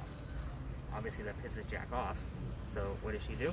She goes down below deck and she starts flirting with the pirate crew that he just captured while she was away. The person that she was flirting with happened to be a female, dressed like a guy, to join the pirate crew that Calico Jack just captured. So obviously it's another female. She becomes friends with this female. Her name is Mary Reed. So Mary and Anne, she convinces Mary to join the crew. So all the pirates are down below deck. The British fleet comes in. We're talking multiple ships. Do I know how many? I don't. Probably 10, 12. And they're trying to take over the ship. Well, it's just Anne Bonny and Mary Reed above deck trying to fight them all off. Obviously, they get captured. All the pirates below deck, they all get tried and hung pretty quickly.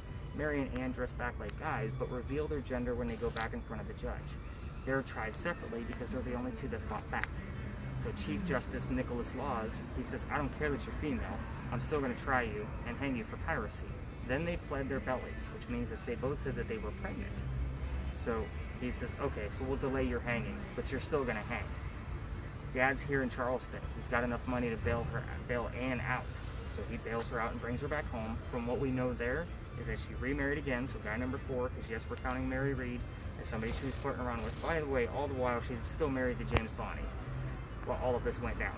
So, and she had married, had 4 kids, and then died at the age of 84. Very interesting that term just came up. As far as Mary Reed goes, she died about a year later from whatever pirates died from in a Jamaican jail. So use your imagination. So this particular building, this is where I call like the expert level of your training of the things I've been teaching you. You can ask whatever questions you want because there's too many holes in this story. I can prove certain things, but I'm giving you all of the common things I read out of 5 different books on Anne Bonny. So I didn't go after the could've, would've, should've.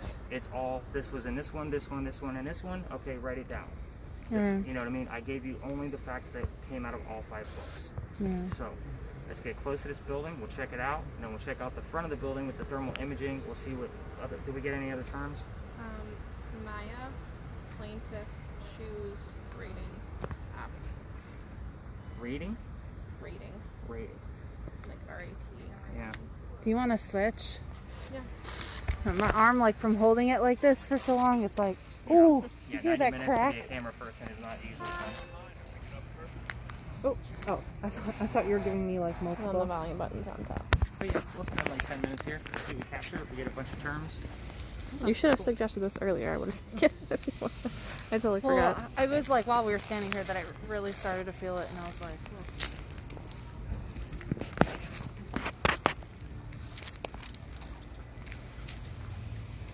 Length. Said length. Can I see your word list? I just want to go through it real quick. I was trying to at least review it. Plaintiff is a good word. What? Plaintiff. Yeah, we were talking about a. Yeah. I mean, I don't know if it's stretching, but the whole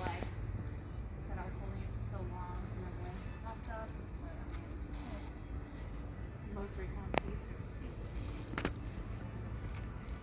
Was that another group? My only tour guiding friend, and that's because he has another podcast. He was doing a piece on the old exchange in Provincetown, and I've already investigated it. So he called me and used me as a reference on his podcast. And he's another private guy. Like, I don't think he works for a corporation. I've never visited him. Like, we kind of fist bumped one day when we were passing through here because he doesn't always come down this way. He does one called Pleasing Terrors. That's also the name of his podcast.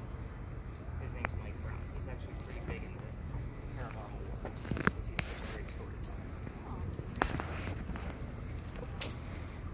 And his stories are way cheap.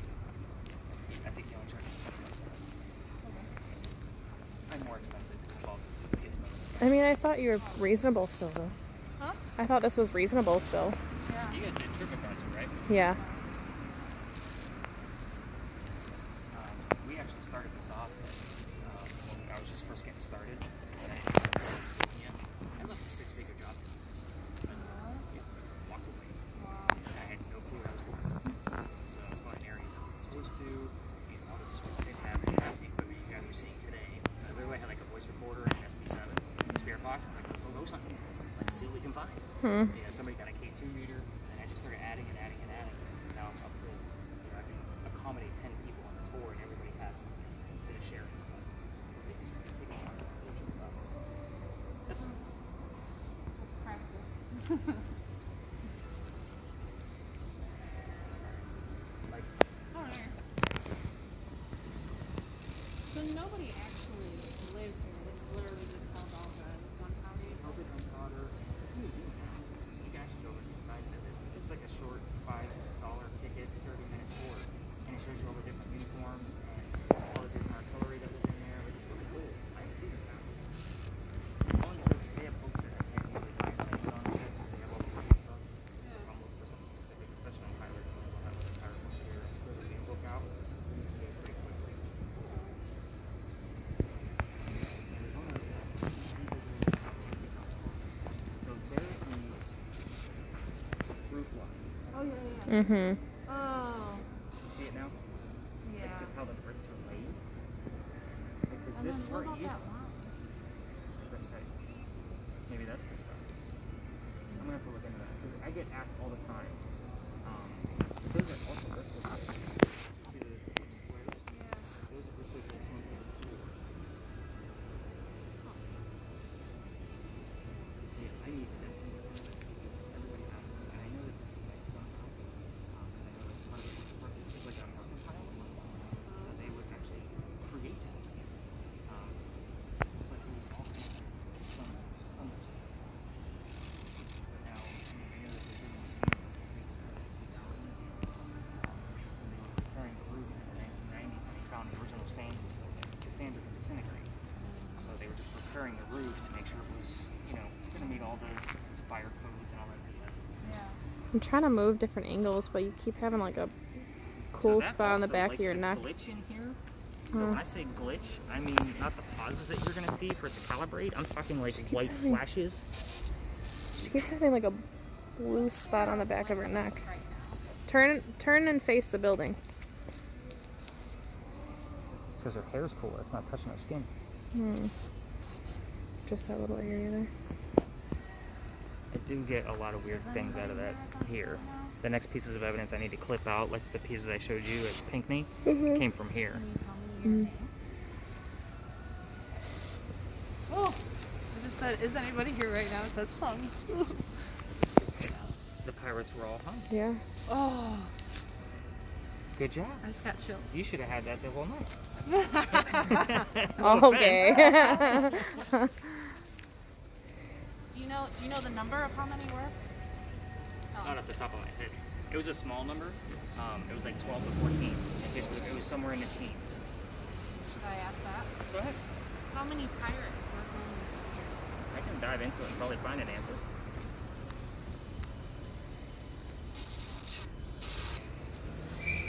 I kept blinking because I wanted, like, all the questions I wanted to ask were like yes and no, and I was trying to get more in depth on them. You I'm can like, always try to reword something. So give me one of the questions that you had. That was a yes or no question.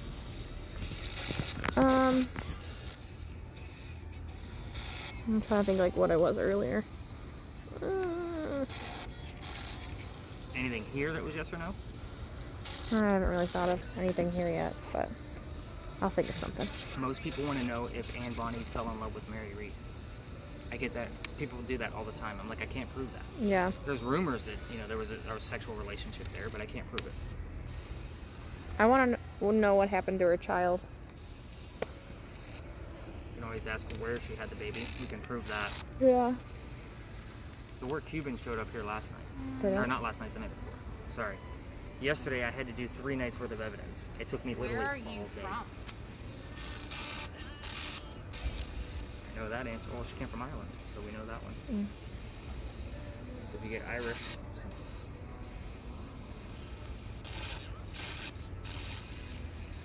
And what was Turn it up. her name again? The Reed, Mary Reed? Mary Reed and Anne Bonny. No, Anne We Bonny have was to one move of a little them. bit forward, because those are apartments. I try not to disturb them. We can come up with the And Anne Bonny was the one that we talked about that had a child in Cuba. Yes. Who was Anne's female friend?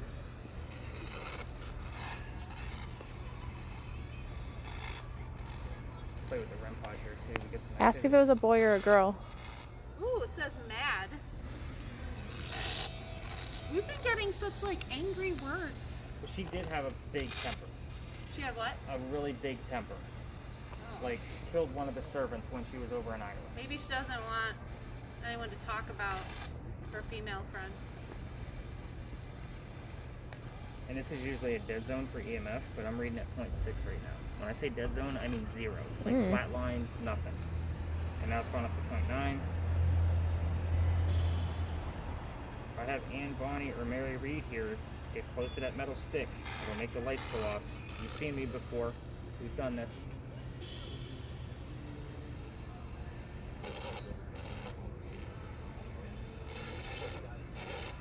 Make the range a little bit bigger.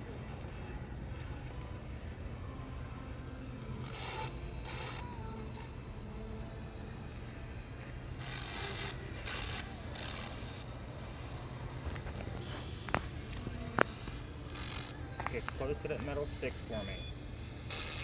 It'll make the lights go off.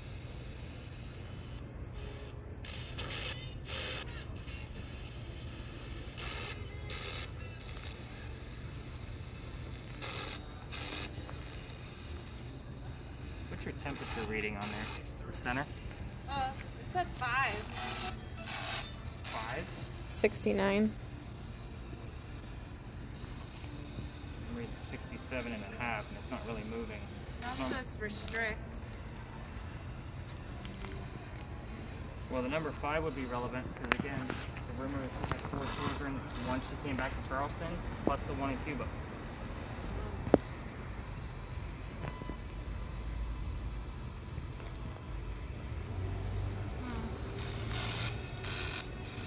And the temperature's not really fluctuating a whole lot on my part. A lot of people say they feel cold spots up here. I'm like, well, get your damn meters out. Let's find it.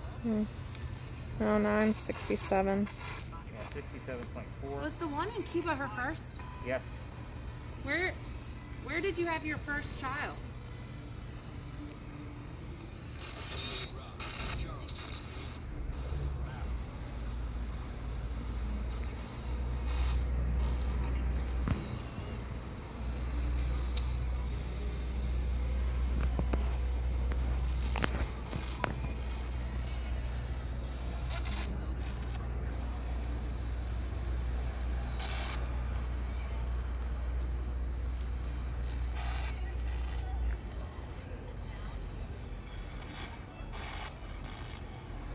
What was the name of your first husband?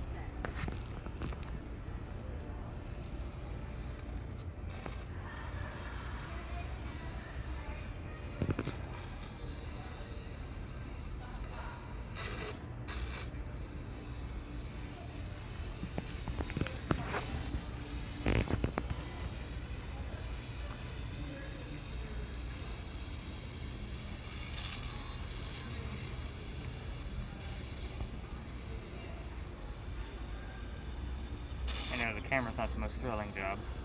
Oh, that's fine. I don't mind it.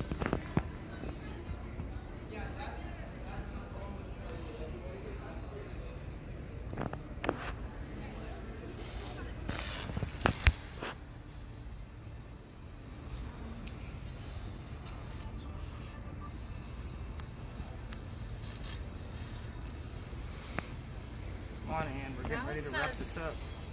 Now it says weapon. What kind of weapon? Yeah, Ann? what was your favorite weapon, Anne?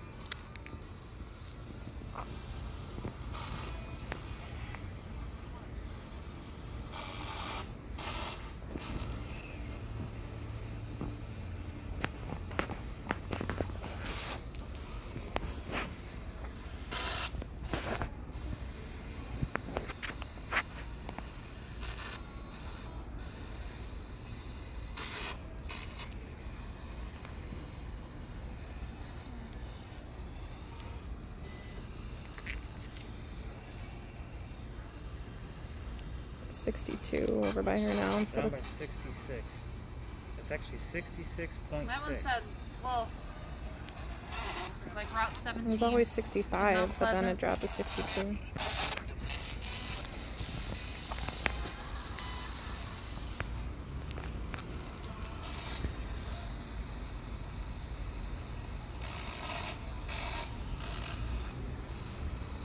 If the church was here for a while, like, would they possibly just know the name of that?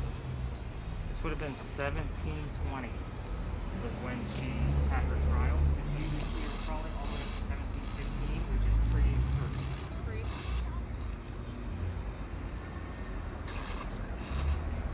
The church was probably built in the early 1800s.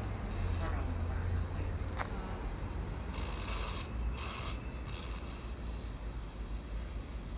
and Bonnie, Mary Reed, somebody get close to this metal stick, just like that.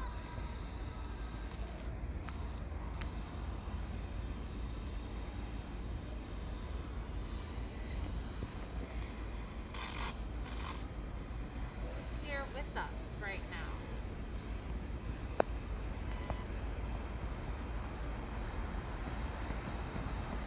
Sometimes when that goes off, I think it's the EMF reader, but Huh? sometimes the frequency makes a sound like there's movement, or not the EMF. Like the, Yeah. so I'll test it. Whenever I say get close to metal stick, I Yeah. show them. But literally, if that was making it go off, it would have to be pretty close. But sometimes the scanner makes a sound that it almost sounds like it's going off, just from flipping through the frequencies.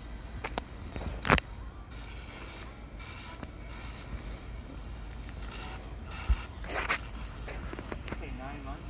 I said 9 a month or something.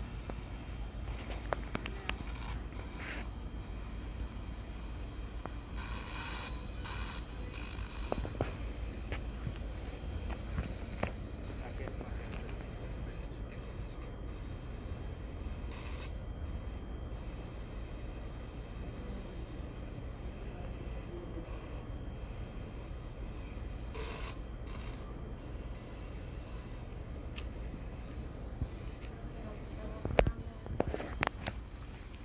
And I'll show you guys like the front of the building, so you guys know what it looks like. This is just the side. So we'll actually go up this way. So not even just in Charleston, but from all the places you visited so far, where was the Now most it says- activity? I would say the best unexpected activity came from the Flight 93 It Memorial in says cotton. Gainesville. Cotton. That's pretty Charleston-y. Yeah. At the Flight 93 Memorial. Where was It's that? crazy. That's in Pennsylvania. That's where the plane went down from 9/11. Oh. I went there. I was in Pennsylvania doing a Gettysburg, investigation, and I was like, I want to go to Flight 93. I don't know much about it. Let's just see what happens. So I had the camera running on my cargo pocket. I don't go in there and, like I said, flash stuff around. I have a much smaller bag.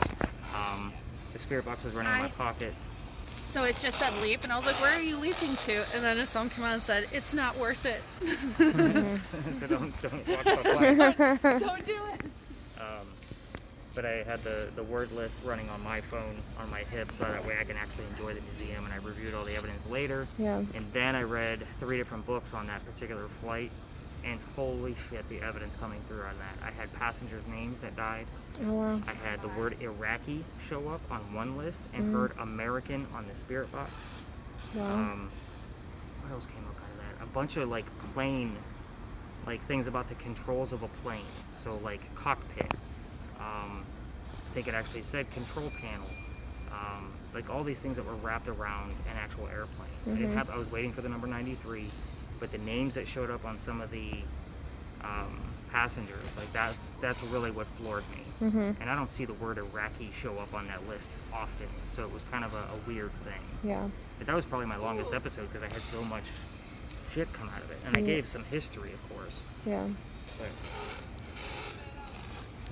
all right, let's go check out the front, and then we'll kind of wrap this up since I don't feel like we're getting much out of this place, at least not tonight. Have you ever felt like anything followed you home? All the time.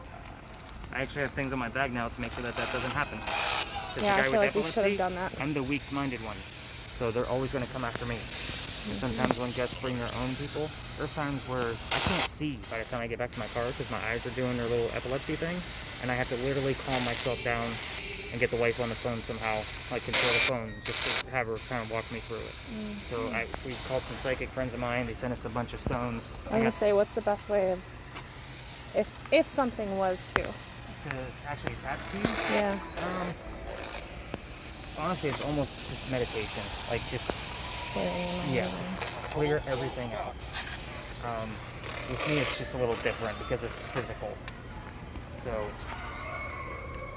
I love when the bridal parties are in town. It's great. That was us. Not that crazy, but So you can see the front of the building's not very big either. If you do decide to go in, it's literally like a 30-minute tour, if that. Yeah. It's only like $5. I think my season pass is like $10. Like I can go in as much as I want for a whole year. Like all the gallows and all the stuff they show up the front here, the pillory, like that stuff wasn't here. They didn't hold any prisoners. It was never a jail. It's just all for show from that time period. So I always tell people, don't get excited because people died here. They didn't. There were guardsmen here, but none of them were attacked. I just said nobody. who's here? Nobody. But I think at this point, I'm going to start collecting. What are you guys going to do from here? Are you going back to your car? Are you going to walk Philadelphia Alley? What are you going to do? Philadelphia Alley for sure. Because my garage is pretty much ready. It's like one block down from that, so I got to walk in the same direction. Red Spirit Box. Alright, and So when the volume wasn't on, was it still recording? What? when it's on mute, Yeah. it's still recording at one level. That's why I love this guy so much. So Yeah. Like, all the words are so angry. Like, I mean, we'll leave, cotton, but weapon, restrict, math.